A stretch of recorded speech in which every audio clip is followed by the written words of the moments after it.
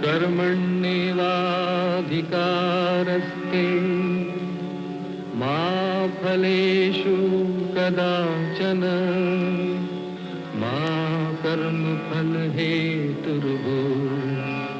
मा ते संगोऽस्त्वविकर्मणि।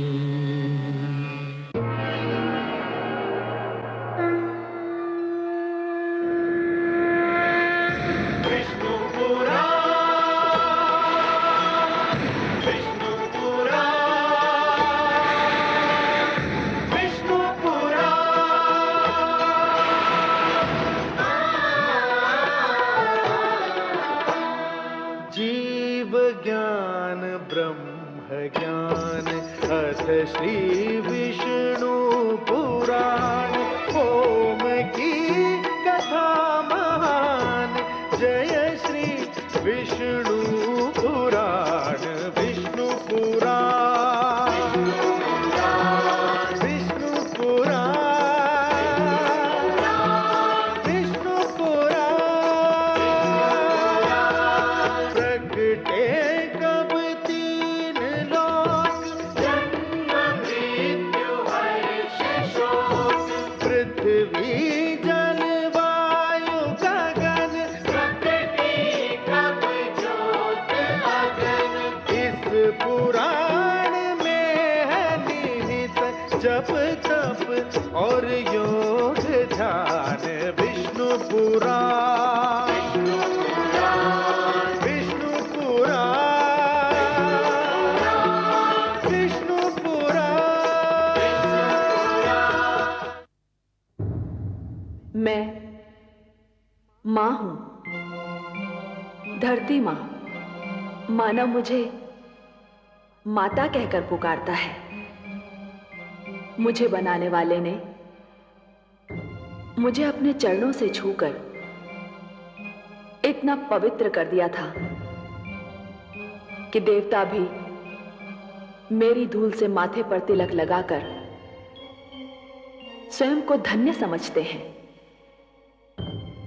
आज मैं उसकी कथा सुनाने तुम्हारे निकट आई हूं, जिसने मुझे बनाया है, जिसने मुझे मानव जैसे श्रेष्ठ पुत्र की भेंट दी है, जिसने मेरे आंचल की छांव को मानव के रहने का सर्वश्रेष्ठ स्थान बनाया है, जिसने सूरज, चांद, सितारों को आसमान में बांध रखा है, जिसने मेरे आंगन में फैले हुए समुंदरों को किनारों से रोक रखा है ताकि उन्हें भी अपनी सीमाओं का आभास रहे।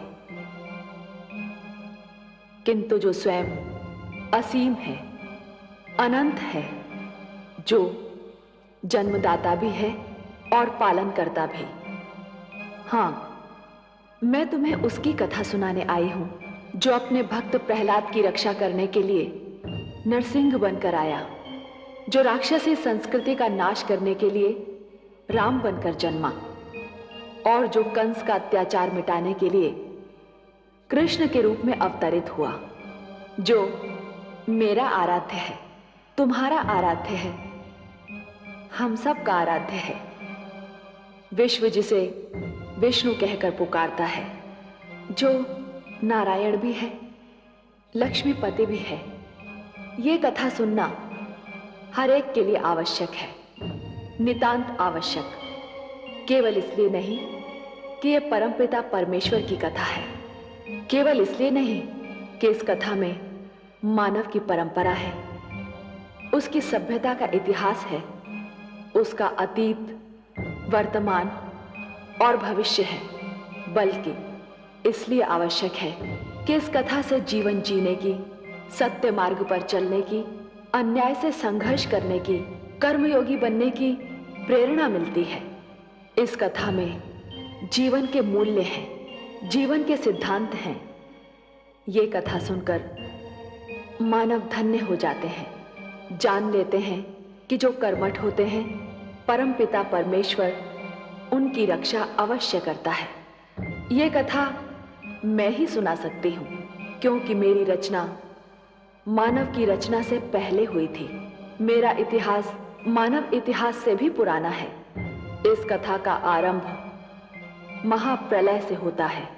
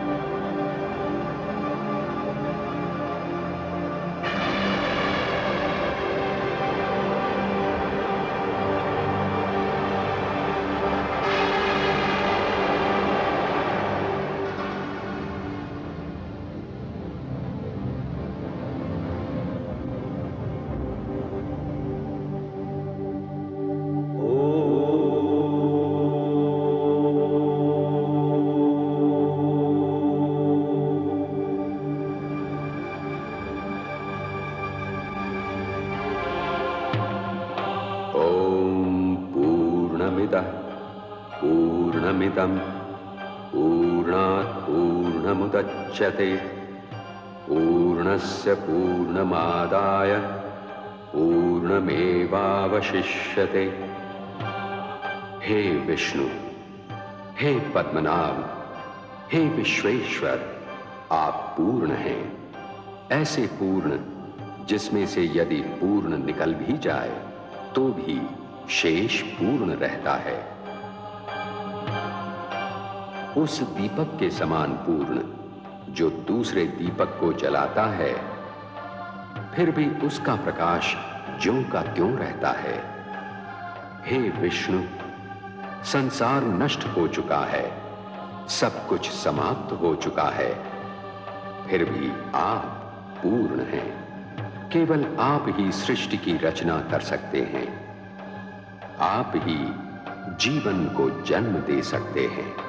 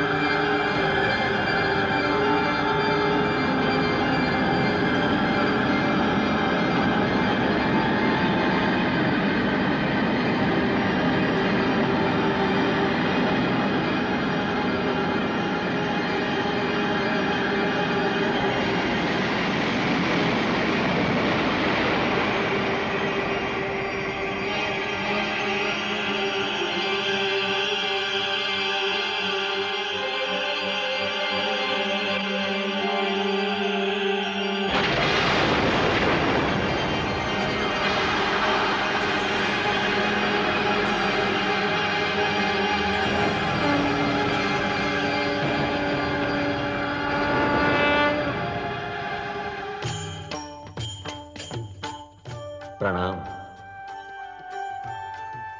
हे नारायण, आपको कोटि कोटि प्रणाम। हे विश्वेश्वर प्रणाम, आपको असंख्य प्रणाम। हे पद्मनाभ, मैं कौन हूं? मुझे बताने की कृपा कीजिए। हे वासुदेव, मुझे अस्तित्व दिया है तो पहचान भी दीजिए, परिचय भी प्रदान कीजिए। जो मैं हूं वही आप हैं, और जो आप हैं वही मैं हूं। मैं विष्णु हूं, आप ब्रह्मा हैं, और आप महेश हैं। हम तीनों ही एक ही अस्तित्व के तीन रूप हैं, त्रिमूर्ति हैं। परंतु हे देव, मेरे होने का उद्देश्य क्या है? मेरा लक्ष्य क्या है? हे ब्रह्मा, सृष्टि की रचना होनी है, संसार का निर्माण होना है, जीवन का जन्म होना है, और ये सारे कार्य आप ही को तो करने हैं। आप विधाता हैं, सृष्टि में जन्म लेने वाले जीवन के जन्मदाता हैं। और हे परमेश्वर, मेरी रचना क्यों हुई है? हे महेश, हे शिव शंकर, निर्माण और विनाश, जन्म और मृत्यु एक क्रम है, एक चक्र है। जो बना है उसे समाप्त भी होना है, जिसने जन्म लिया है उसे मृत्यु भी आनी है। यह क्रम चलता रहेगा, यही प्रकृति का नियम है। आरंभ ब्रह्मा है, और हे महेश, आप अंत हैं, और आप दोनों के बीच मैं स्वयं विष्णु पालन करता हूं।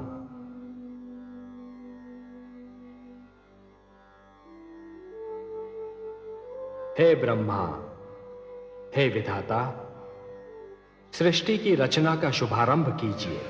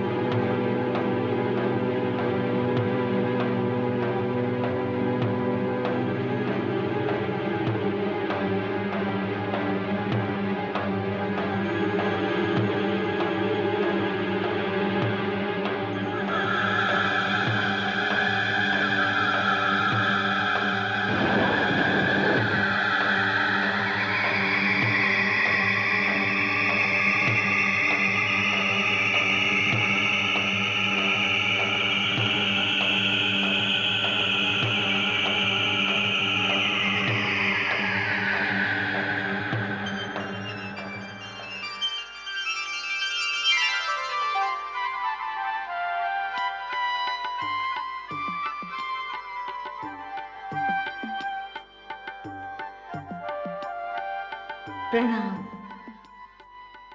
परमेश्वर, प्रणाम। हे नारायण, आपको कोटि कोटि प्रणाम। हे नाथ, हे सर्वशक्तिमान, आप तो अपने आप में ही संपूर्ण थे, फिर मेरी रचना करने की क्या आवश्यकता थी? हे महादेवी, जैसे एक पुष्प सुगंध के बिना, वृक्ष फल के बिना और दर्पण छाया के बिना अधूरा होता है, उसी प्रकार एक पुरुष नारी के बिना अधूरा है। और ये तो केवल हम ही जानते हैं ना महादेवी, कि संसार को ममता और स्नेह और एक पुरुष को प्रेरणा, संघर्ष की शक्ति और जीवन भर का साथ केवल एक नारी ही दे सकती है। इसीलिए हमने आपकी रचना की है, और हम आपको एक सुंदर सा नाम भी देने जा रहे हैं, लक्ष्मी। संसार हमारे नाम से पहले आपका नाम लेगा, हमें लक्ष्मी नारायण के नाम से पुकारेगा। लक्ष्मी नारायण।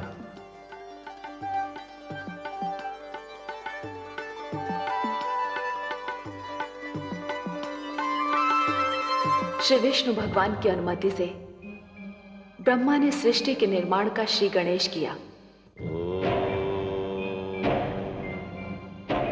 सबसे पहले अपनी भुजाओं से उन्होंने 4 मनु पैदा किए।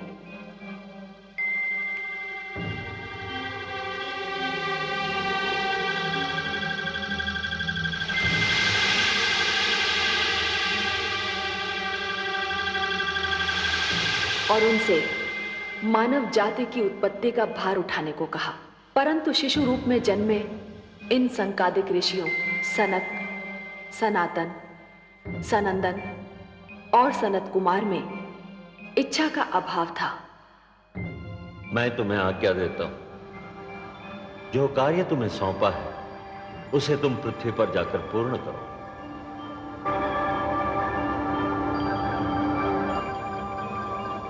तो मैं तुम्हें शाप देता हूं, जाओ, निकल जाओ यहां से। उन्होंने मानव जाति को जन्म देने जैसा महान भार उठाने में स्वयं को असमर्थ पाया। इच्छा का संबंध ज्ञान से है और ज्ञान की जड़ें विद्या में होती हैं। ब्रह्मा ने यह सोचकर निर्णय लिया कि मानव से पहले सृष्टि में ज्ञान का उजाला फैलाना चाहिए। जीवन को ज्ञान मिलने से पहले ज्ञान को जीवन मिलना चाहिए।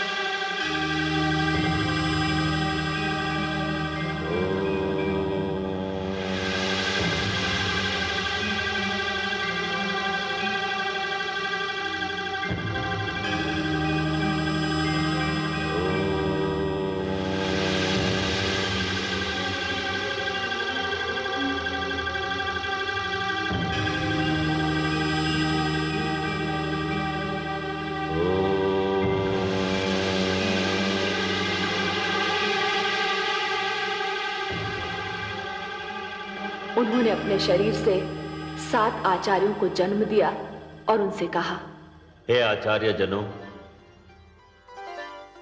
हे वशिष्ठ, हे क्रतु, हे पुलह, हे पुलस्त्य, हे अंगिरा, हे अत्रि, हे मरीचि।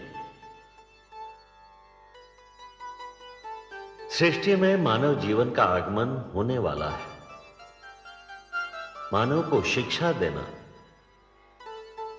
उसके जीवन को दिशा देना आपके जन्म का कारण भी है और उद्देश्य भी। उसके मार्ग में ज्ञान का प्रकाश फैलाएंगे आप। उसे परिवार और गुरुकुल परंपरा के ढंग सिखाएंगे। सप्तऋषि के नाम से जाने जाने वाले ये 7 आचार्य आज भी नक्षत्र मंडल में 7 सितारों के झुरमुट का रूप लेकर जीवन का मार्गदर्शन करते दिखाई देते हैं। फिर आया वो क्षण जिसकी सृष्टि सांस थामे राह देख रही थी। रचना क्रिया का सबसे महान क्षण, मानव जीवन के आगमन का सुनहरा पल।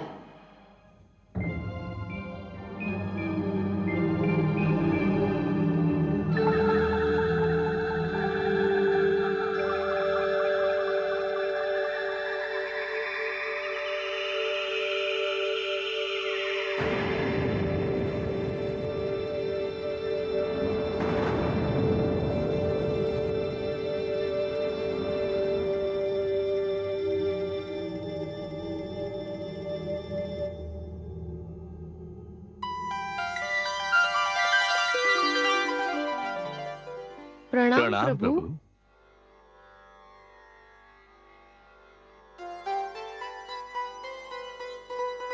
हे मनु, हे शतरूपा, आप दोनों मिलकर सृष्टि में मानव जीवन के प्रारंभ की घोषणा है।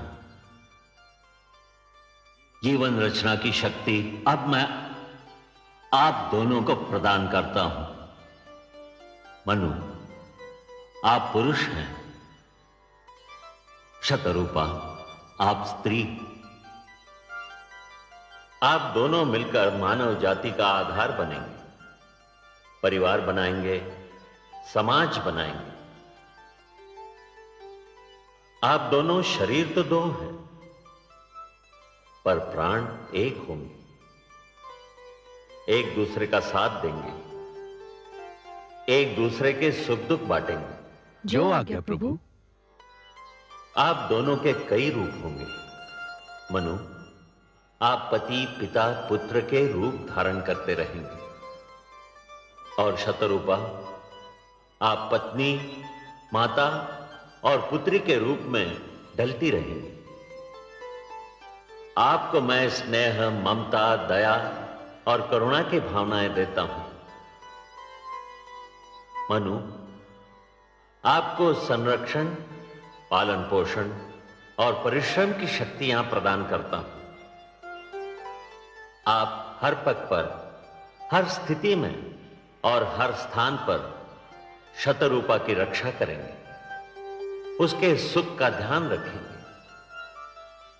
आज के उपरांत सृष्टि में जीवन स्वयंभू नहीं होगा। अब जीवन जन्म लेगा और जन्म देगा। हे पिता, आपके आदेश का पालन होगा। मैं अपने धर्म का पालन करूंगी प्रभु।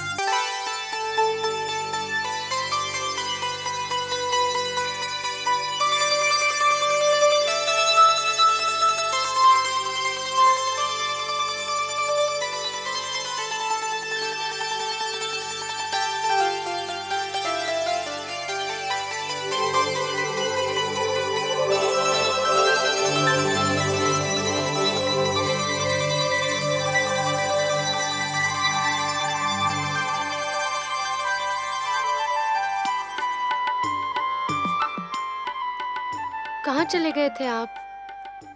आपको पास ना पाकर मैं कितनी घबरा गई थी। क्यों चले गए थे मुझसे दूर?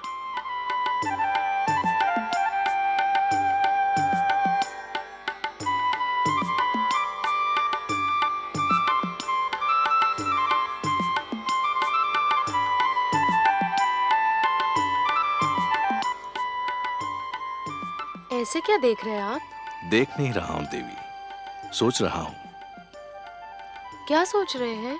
यही कि आपके प्रश्न का उत्तर दूं या ऐसे ही आपको निहारता रहूं, या आपकी मधुर वाणी सुनता रहूं। ऐसी क्या बात है मुझ में और मेरी वाणी में?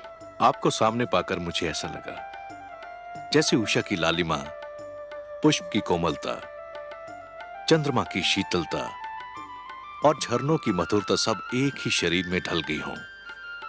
देवी, मैंने भोर भय पंछियों की चहकार सुनी, मैंने सूर्य की पहली किरण छूने पर कलियों की चटकार सुनी, मैंने सरोवर पर वर्षा की पहली बूंद की झनकार सुनी, परंतु उनमें वो संगीत और स्वर लहरी नहीं मिली जो आपकी वाणी में सुनाई दी।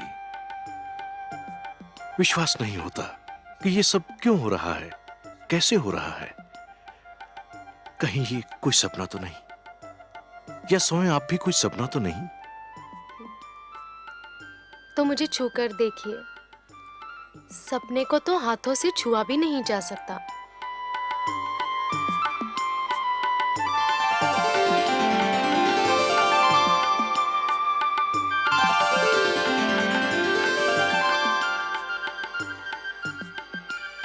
अब पता चला कि मैं सपना हूं या सत्य?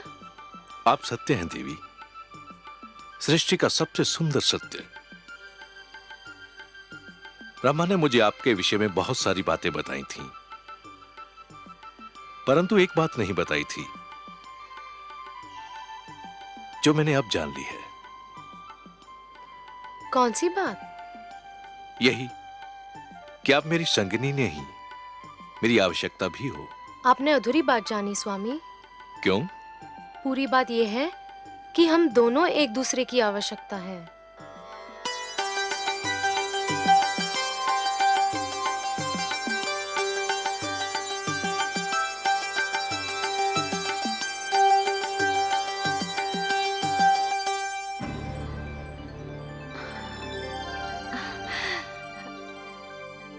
धन्य है आप प्रभु, आज आपकी लीला का एक अनोखा रंग देखा है मैंने। कितना सुंदर है ये संसार, कितनी अनुपम है ये रचना, ये प्रेम, ये भावना, ये स्नेह। मनु और शत्रुपा की भावनाओं में जो फूल सी सुगंध, मधु सी मिठास और कलियों की कोमलता का अनुभव किया, वैसी भावनाओं से तो हम देवलोक वाले भी वंचित हैं प्रभु। आपको अच्छा लगा महादेवी? बहुत ही अच्छा लगा सर्वेश्वर, बहुत सुंदर, बहुत मधुर। ये भावनाएं और इनको प्रदर्शित करने की शक्ति केवल मानव जाति को मिली है। यदि मानव ने इन भावनाओं की रक्षा की तो ये भावनाएं उसे जीवन की प्रेरणा देंगी, उन्नति की शक्ति देंगी, उसे शांति का मार्ग दिखाएंगी। ये प्रेम, ये स्नेह और एक दूसरे का आदर करने की यह भावना ही मानव जाति को संस्कृति देगी, सभ्यता देगी, उसे उत्थान का मार्ग दिखाएगी। और यदि मानव ने इन भावनाओं को त्याग दिया तो वो पशु और पिशाच के स्तर से भी नीचे जा गिरेगा। मेरी तो प्रार्थना है कि ऐसा दिन कभी ना आए प्रभु। ये सुंदर संसार यूं ही बसा रहे, प्रेम की ये शीतल धूप यूं ही बिखरी रहे, जीवन यूं ही मुस्कुराता रहे। मुझे तो इस धरती और इस जीवन से स्नेह हो गया है प्रभु।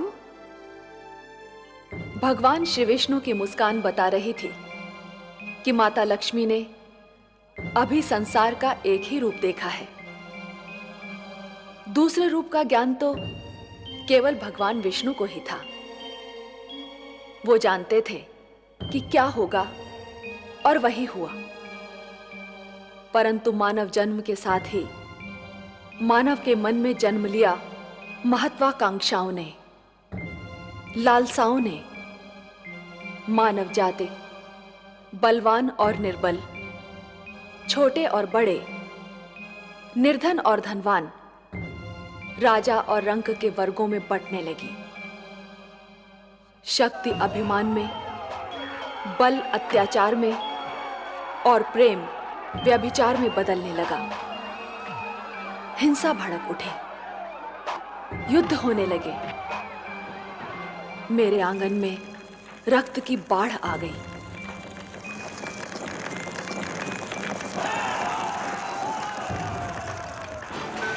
मैं घबरा गई। मैंने मानव को बार बार पुकारा, पर हाहाकार में उसने तो मेरी पुकार नहीं सुनी। परंतु मेरी ये पुकार देवलोक तक पहुंच गई।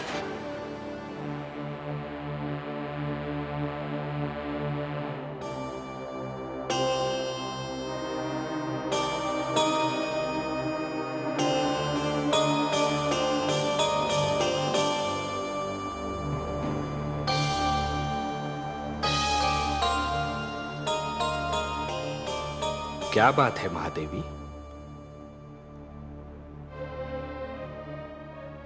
आपके इन सुंदर नैनों में आश्चर्य और विस्मय की छायाएं क्यों तैर रही हैं? किस सोच ने आपके मन को घेर रखा है? कुछ नहीं विश्वेश्वर, यही सोच रही थी कि यदि चित्रकार के बनाए चित्र को कोई बिगाड़ दे तो क्या उसे तनिक भी चिंता नहीं होगी? यदि कोई शिल्पकार की बनाई मूर्ति को तोड़ने की चेष्टा करे तो क्या उसे तनिक भी दुख नहीं होगा? यदि कोई चित्रकार अपना चित्र किसी को उपहार में दे दे तो उस चित्र को संभालना उपहार पाने वाले का कर्तव्य है। कोई शिल्पकार अपनी मूर्ति किसी को भेंट दे दे तो उस मूर्ति की देखभाल करना भेंट पाने वाले का कर्तव्य है। वैसे हम समझ गए कि आप पूछना क्या चाहती हैं। आप तो अंतर्यामी हैं। लगता है आप हमारी धरती पर घटने वाली घटनाओं से पीड़ित हो उठी हैं। हाँ पद्मनाभ, मैं बहुत दुखी हूं। क्यों हो रहा है ये सब? क्यों मचा है ये हाहाकार? प्रेम बनाया था तो घृणा क्यों बनाई? जो हो रहा है हो सकता है वो वही हो जो स्वयं विधाता ने लिखा हो। और अपना लिखा तो स्वयं विधाता भी नहीं मिटा सकते ना। हे महादेवी, हो सकता है कि यह मानव की परीक्षा हो, उसके कर्मों की परीक्षा हो। पर ऐसा संसार और ऐसा मानव आपने बनाया ही क्यों नारायण, जो आपकी बनाई धरती पर अंधेरा फैला रहा है? तो आप क्या चाहती थीं कि हम केवल दिन बनाते और रात्रि न बनाते?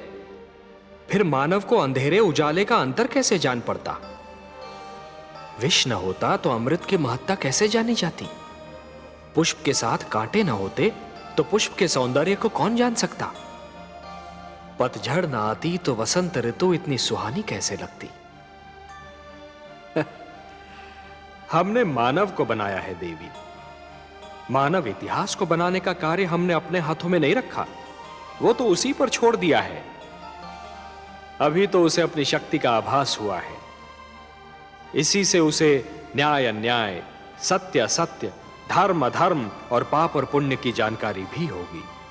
हमने बुद्धि दी है मानव को, विवेक दिया है उसे। और यदि मानव ने विवेक से कार्य नहीं किया तो? यदि धरती पर रात्रि इसी प्रकार दिन को निगलती रही तो? अंधकार प्रकाश को डसता रहा तो? तब क्या करेंगे आप? चिंता मत कीजिए देवी। यदि असत्य और अधर्म अपनी सीमा को पार कर गए, यदि धर्म की हानि होने लगी, तो हम स्वयं धरती पर जाएंगे। हम वचनबद्ध हैं। परित्राणाय साधूनां विनाशाय च दुष्कृतां धर्म संस्थापनार्थाय संभवामि युगे युगे। अपनी लीला तो आप ही स्वयं जानते हैं पद्मनाभ। इस प्रकार आरंभ हुआ प्रकाश और अंधकार के युद्ध का इतिहास, असत्य पर सत्य की विजय का इतिहास, अन्याय पर न्याय की विजय की कथा। और इस कथा का पहला अध्याय था मनु और शत्रुपा का पुत्र महाराज उत्तानपाद, जो दिग्विजय करके अपनी राजधानी लौट रहा है।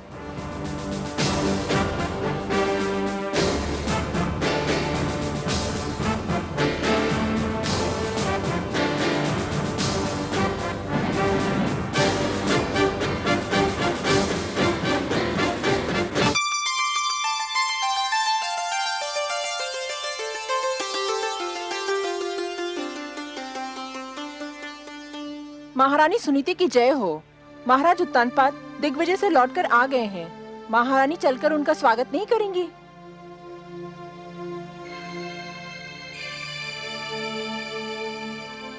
मैं वहां जाकर क्या करूंगी? उनका स्वागत करने के लिए तो पहले से वहां कोई उपस्थित है। क्षमा करें महारानी, पर आप बड़ी रानी हैं, पट रानी हैं। महाराज के स्वागत का अधिकार तो आप ही को प्राप्त है। अपने स्वागत का अधिकार, देने न देने का अधिकार तो महाराज के हाथों में है। और महाराज ये अधिकार अब किसी और को दे चुके हैं। आप यही है बातें पिताश्री के स्वागत को नहीं कही? नहीं पुत्र, मैं नहीं गई। फिर मैं जाऊंगा पिताश्री का स्वागत करने। तुम भी ना जाओ पुत्र। क्यों बातें? मैं नहीं चाहती कि इतनी कम आयु में तुम पीड़ा और दुख जैसे शब्दों का अर्थ जान लो। तुम्हारे कोमल मन को तनिक भी ठेस लगी ना, तो मैं सहन नहीं कर पाऊंगी। मैं समझा नहीं माताश्री। अभी छोटे हो ना, बहुत सी बातें तुम्हें समझ नहीं आएंगी। पर माताश्री, मैं उनसे मिलने को व्याकुल हो रहा हूँ। इतने दिनों बाद तो लौटे हैं पिताश्री। जहाँ इतने दिन राह देखी है, थोड़ी देर और प्रतीक्षा नहीं कर सकते? वो यहीं आएंगे। एक बात पूछूं माते? अवश्य पूछो। क्या वृक्ष की छाया वृक्ष से दूर रह सकती है? कदापि नहीं। तो फिर पुत्र अपने पिता से कैसे दूर रह सकता है? पिता के प्रेम पर पुत्र का जन्मसिद्ध अधिकार है।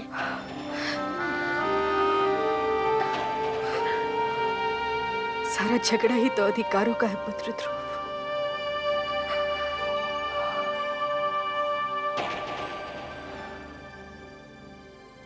अधिकारों का है।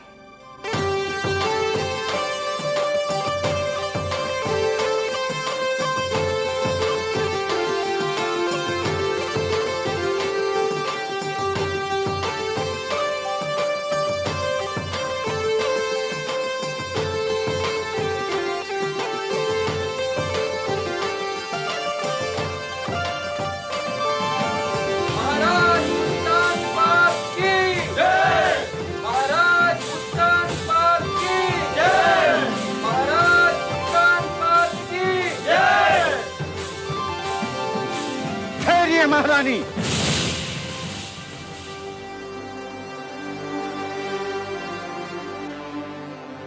ये उचित नहीं है।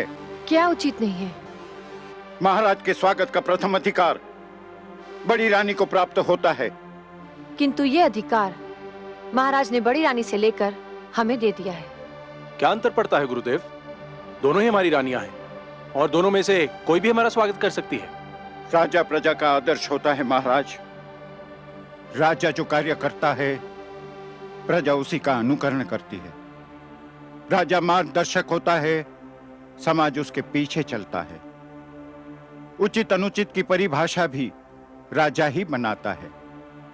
यथा राजा तथा प्रजा। आज जो कार्य हो रहा है, उससे समाज के बड़ों के आदर की परंपरा संकट में आ सकती है। और जब छोटे बड़ों का सम्मान करना छोड़ देंगे, तो समाज में उथल पुथल मच जाएगी। और जब समाज में उथल पुथल हो, तो राज्य की स्थिरता डगमगा जाती है। यदि महाराज परंपराओं को तोड़ना चाहते हैं, तो आपको क्या आपत्ति है गुरुदेव? परंपराएं हमारे आदरणीय पूर्वजों ने बनाई हैं। उन्हें तोड़ने का किसी को अधिकार नहीं है। तो फिर महाराज का क्या निर्णय है?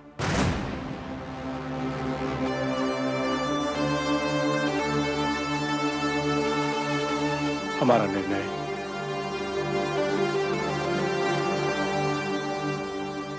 निर्णय यह है कि महारानी सरुचि ही हमारा स्वागत करेंगी।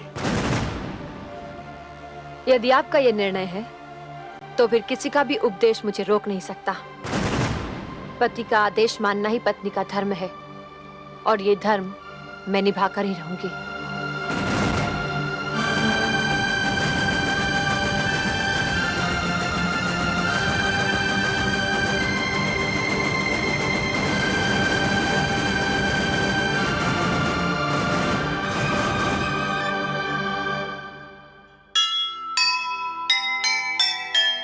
जैसे चले महान जन, वैसे चले समाज।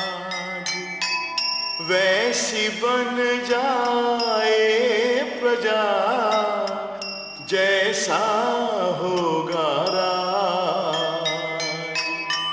टूटी अगर परंपरा, टूटेंगे आदर्श।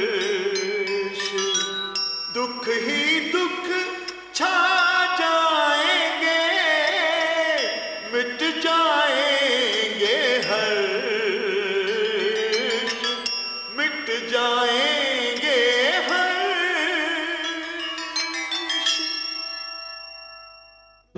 पुराण, विष्णु पुराण, विष्णु पुराण। प्रगटे कब तीन लोक, जन्म मृत्यु हर्ष शोक, पृथ्वी जल वायु गगन, प्रकृति कब ज्योत अगन। इस पुराण में है निहित जप तप और योग ध्यान, विष्णु पुराण।